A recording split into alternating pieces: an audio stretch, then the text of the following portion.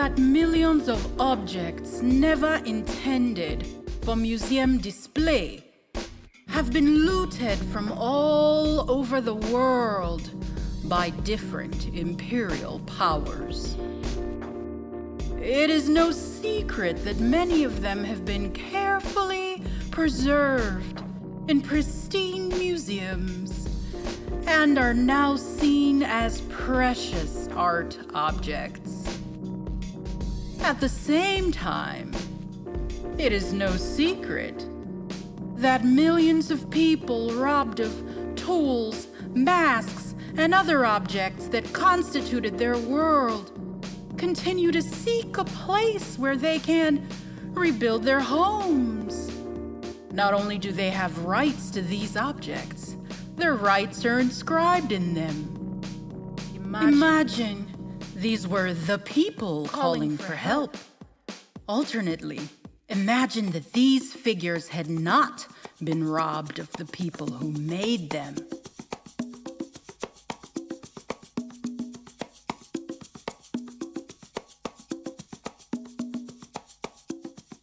Imagine that they could fulfill their function and protect those people who today are called undocumented. Robbing these figures required much violence, deception, and manipulation. The techniques of robbing differed, but many of these imperial actors took advantage of a certain kind of kindness, for a lack of a better term, on the part of the natives, as well as their fellows in Europe. Still today, even though many have some knowledge about the scope of imperial violence, they tend to be shocked whenever they learn about another type of monstrous atrocity. Such types make up the banality of imperialism. And when people argue then and now that they ought not to have happened, they express a naive refusal to accept the normalcy of this banality.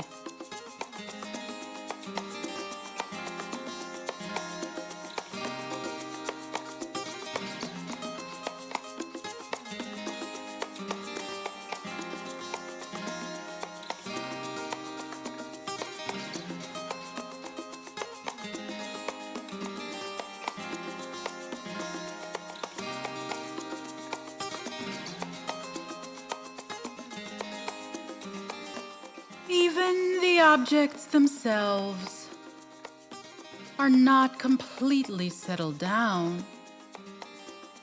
Look at them, and you will see signs of boredom, exhaustion, pain, rage, longing, and disorientation after decades of being kept in places where they do not belong, bereft of the people among whom they used to exist.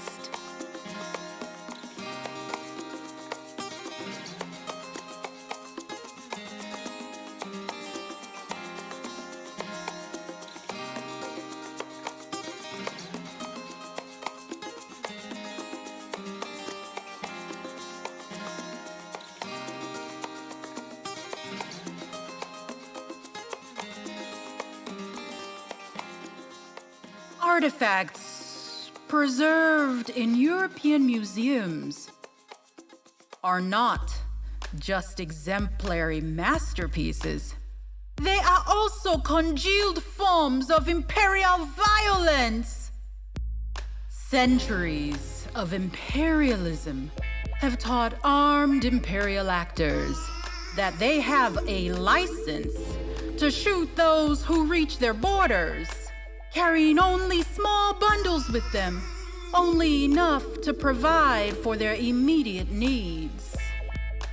The objects that belong to these people's communities had already entered the borders of imperial states years before, when they were transported by force through imperial expeditions.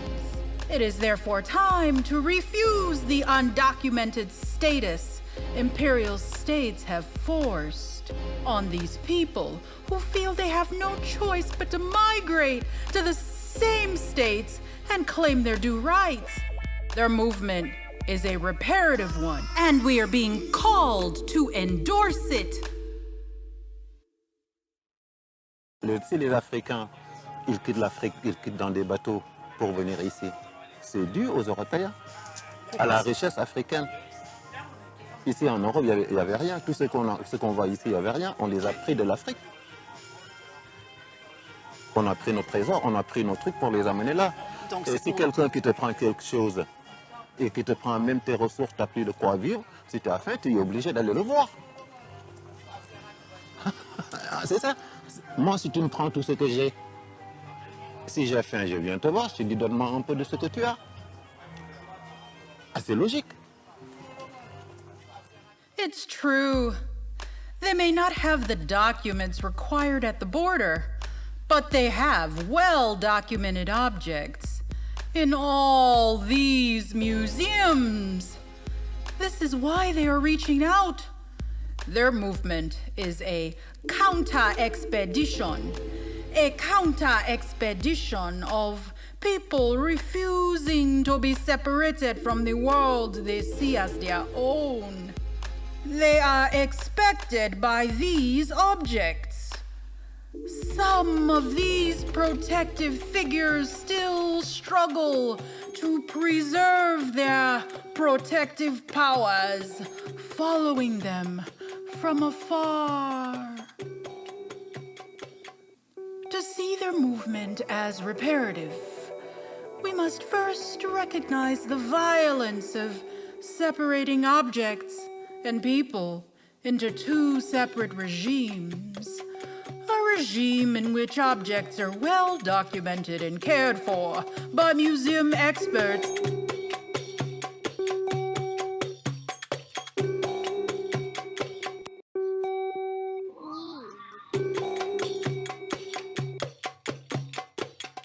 Another regime in which people are declared undocumented and subjected to border police protocols. These people are not threatening the sovereign countries in which they seek asylum. They are threatening the prerogative of colonial actors who created a system in which they enjoy similar conditions of movements as do those objects that they looted from others. They made these objects theirs in order to render others objectless and to limit or completely block their movement. Those who reach the border refuse to recognize this dubious ownership of their objects and the rights on which such ownership is predicated. They are key actors in a political reality that they aspire to generate in this transformed potential world of which they are carriers. The borders and legal systems that were conceived to keep people and objects separated will be abolished. From the moment of initial dispossession onward, the people from whom these objects were expropriated have known that the restitution of such objects is long overdue. It is these people's ongoing refusal to recognize imperial ownership of their objects that has made the discussion of restitution possible.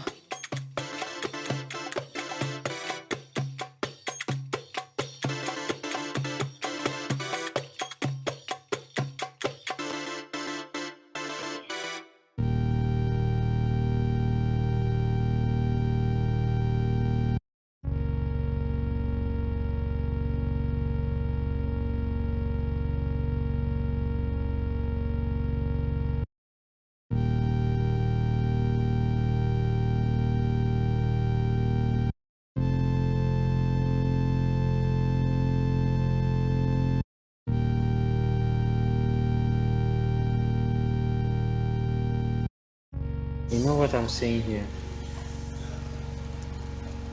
Because when you look at the picture from this perspective,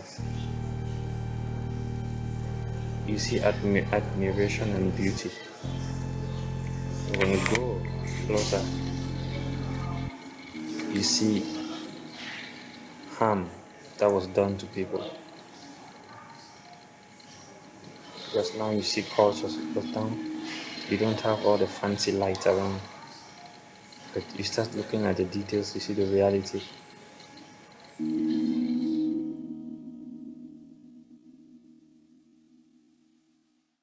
The right to live where one's culture is preserved is inalienable. It can be defended on the basis of museums' looted objects.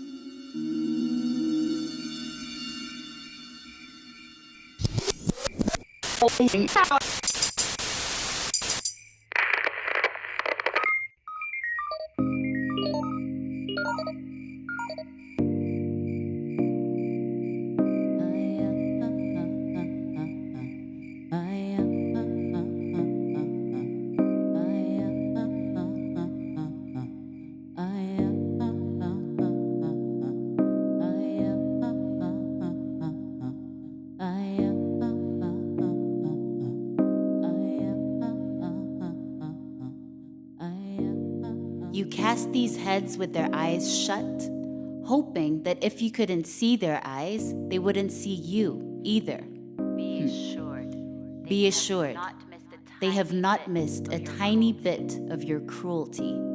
This is a common imperial stupidity, denying your victims the conditions to respond and acting as if they were in your hands, agreeing to be drained of their worlds. Their resentment is a solid substance that cannot be melted down or prevented from being transmitted. As you dared to measure people's skulls and cast their spirits as exotic items in your imaginary galleries, you also aimed to engineer us, citizens, to forge us as perfect museum goers, oblivious to the blood and toil spent to build your enlightened shrines. You expected us to forever view your plunder through the lens you forced on us, as if we were machines you have the right to program. It's true, it worked for a certain while. We cannot deny that we were taken by the world offered to us by museums. Did we stay here because we accepted the normalization of your violence? No, not at all. Maybe we knew that the intimacy we felt when we entered these spaces could be turned into an antidote for their poisonous origins. As if we were responding to implants, our bodies will resist your violence and your apparatuses, even if it takes time. We are here now to rewind history. Don't you dare believe that we will embrace your model of restitution, which you present as a gift. This is just another form of imperial exchange, where the takers generously give back what never belonged to them. We endorse the restitution of what was naturalized as museums' wealth only in regard to specific objects claimed by communities who were deprived of them. Beyond that, we imagine a more substantial mode of reparations, one that would undo the imperial separation of people and objects. We are here to join others in their just struggle to reverse each and every foundation of the world you built with stolen objects, stolen labor, and stolen lives.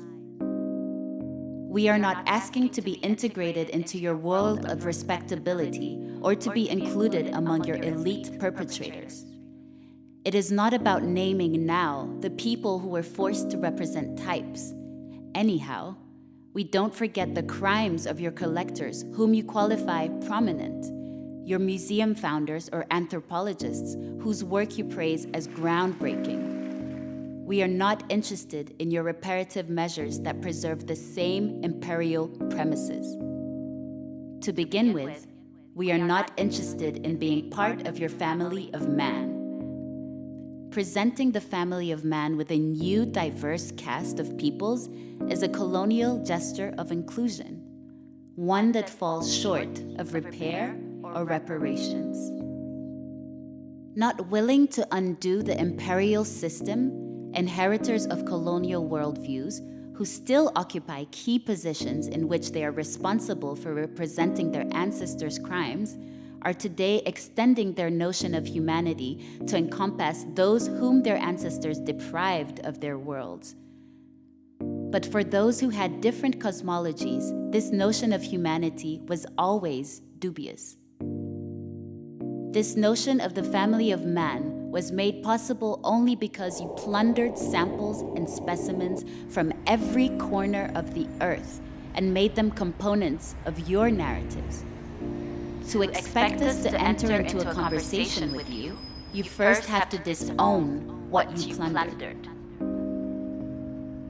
We have become the constituents of museums and archives, and as their constituents, we demand the disowning of looted objects. Disowning is a first step in the liberation of these objects from the imperial yoke, a move toward making them available to others to whom they belong, either in their own countries or in the countries where the objects were carefully preserved to make sure their claimants wouldn't have access to them. Disowning should be unconditional. The future of these objects must be determined only by their rightful claimants.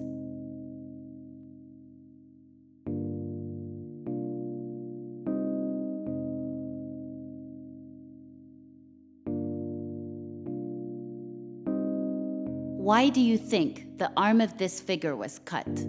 To prevent you from appropriating its secrets, like you appropriated everything else. Why do you think these people who inherited their ancestors' art-making skills need experts in art to teach them how to make art? They do need reparations for the damage caused to the infrastructures that render art-making possible. You can teach them to sculpt figures with their arms intact, but they will still refrain from divulging their secrets.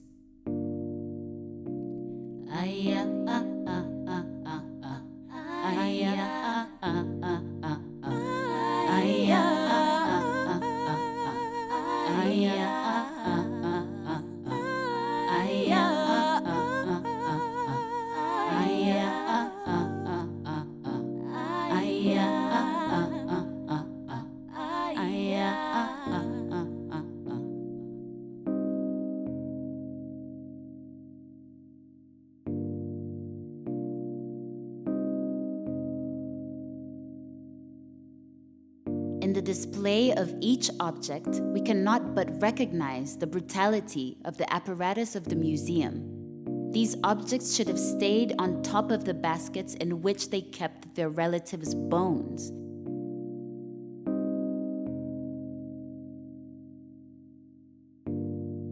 By denuding queens and kings of their regalia and showing it in museums, you are able to claim that your democracies are the only legitimate form of power. At first, art experts in Berlin or Paris, in New York or Vienna, denuded these objects of everything that they considered to be superfluous to their pure forms.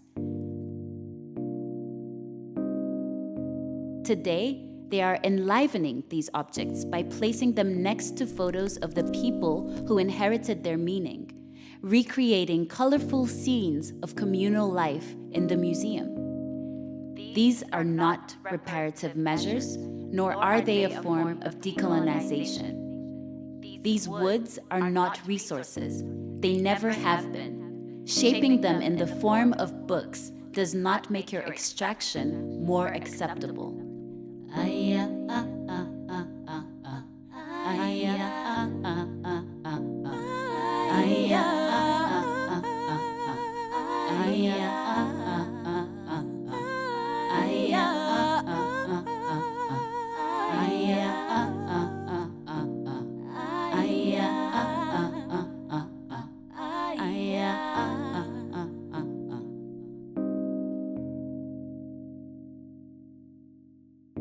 Where are the carved tusks or other objects of which these were parts. Your obsession with serial numbers cannot erase the violence. Fragmenting these objects and selling the parts to different European capitals were helpful measures to solidify a circle of experts that would affirm that your violence was really scholarship.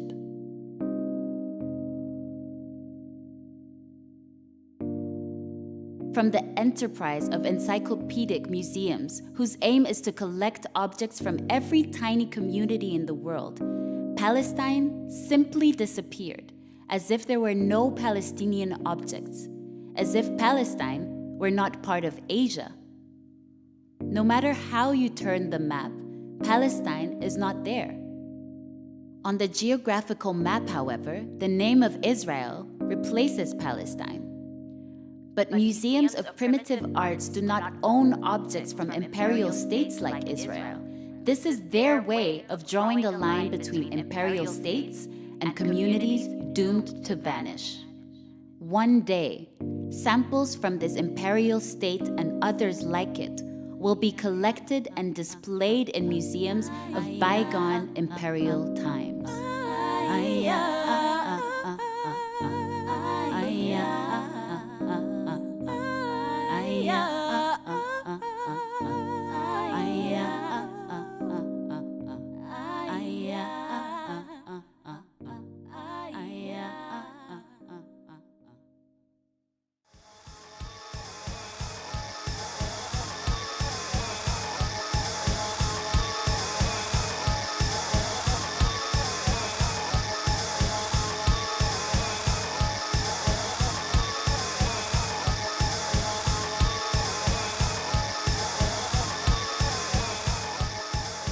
You see it if you want to see it.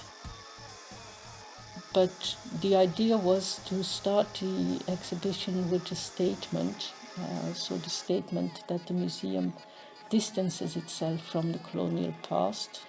If you show that kind of statues immediately, obviously, a visitor could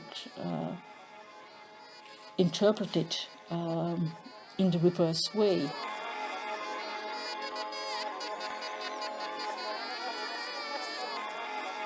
And that's one of the major challenges, like in the Rotunda as well. I mean, you can put as many texts as you want, but the first impression that visitors will have is visual.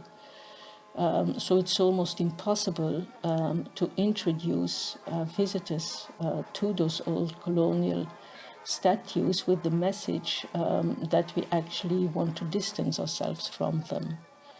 And that's the reason why it was decided to start with the blow-up of that painting by Sheri Samba, because the message that it conveys is a message that is shared by many, if not the majority of Congolese, that the statue of the leopard man is offensive.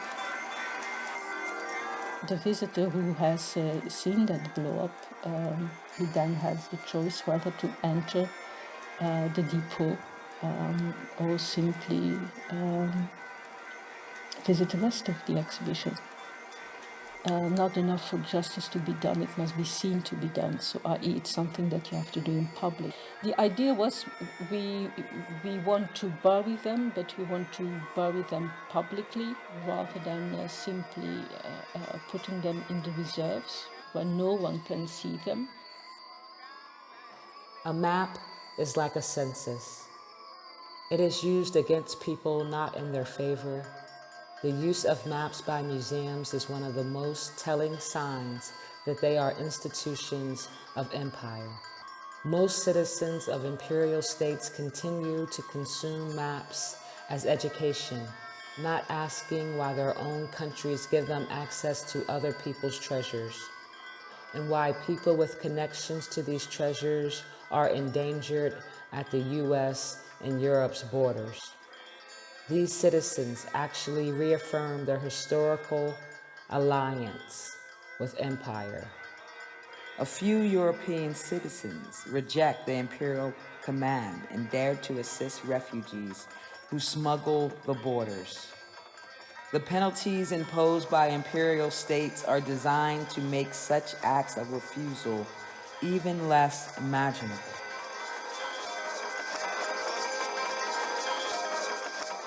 Quand l'Espagne fait les expéditions à Guinée équatoriale, les Allemands, les Français et les Anglais, ils ont visité pendant le 19e siècle. Ce sont des expéditions beaucoup plus tard que la majorité du pays colonial. Ils sont au jeu du Maroc et aussi des Guinéens équatoriales. Et il y a aussi les expéditions à l'Amérique. For the museum's historiography, it is quite useful that the term expedition is distinguished from war booty or simply plunder. In this way, whatever Spain took from the very first voyage of Columbus and onward is not counted.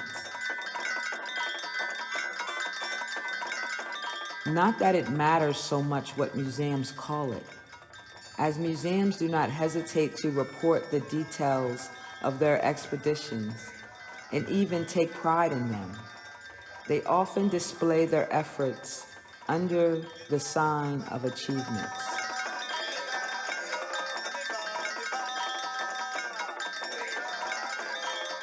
Sometimes plunder is described as gift. The museum counts on us to acknowledge that it is natural that these objects are here.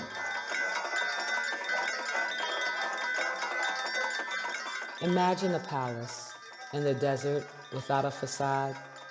The facade taken from the Masata Palace in today's Jordan stands on its own in Berlin. The museum describes it as the largest example of Islamic art in any museum.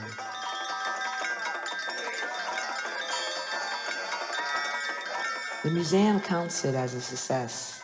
If you imagine that you are walking in the processional way through Babylon's Ishar gates without asking why, but why are we being asked to imagine that we are elsewhere? What is this weird idea of imaginary dislocation?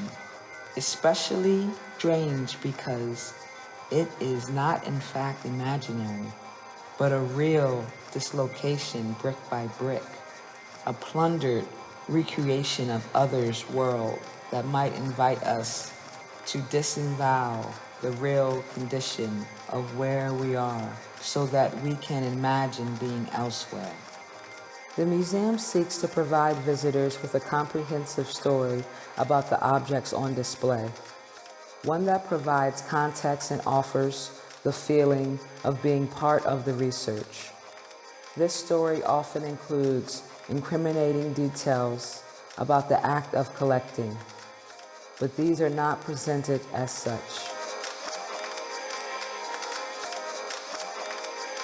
The museum pretends to ask difficult questions.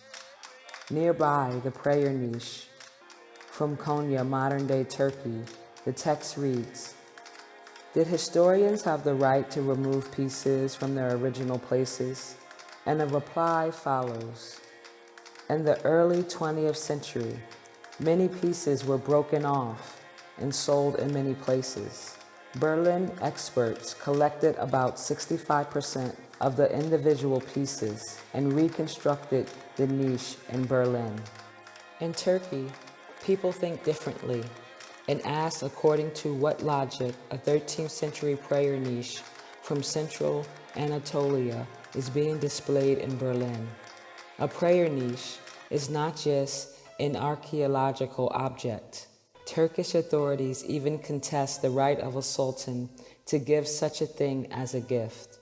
People who work in museum, they have this kind of a fetishism for the collection.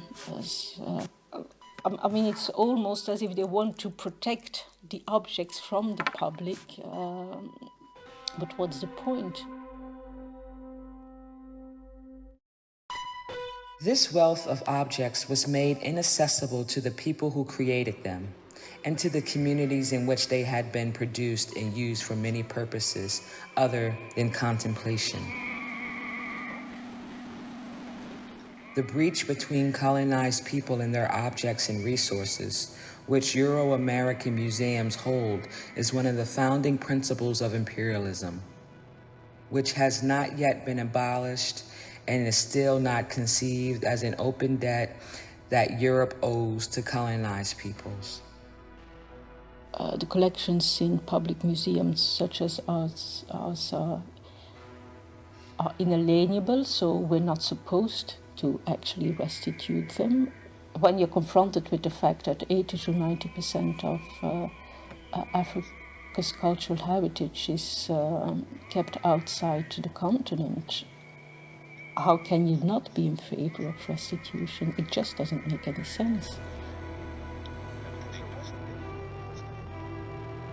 The restitution of objects, the hiring of refugees as guides to work in museums that hold artifacts plundered from their homelands, and the creation of digital archives of destroyed cities could be the beginning of reparations, or they could be nothing more than the continuation of imperial institutions benefiting from other people's cheap labor, resources, and memories.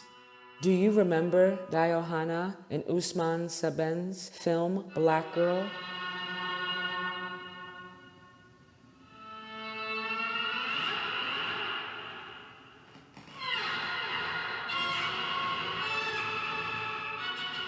When formerly colonized people knock on your doors, they are offering you a gift, the gift of awakening from your colonial crimes.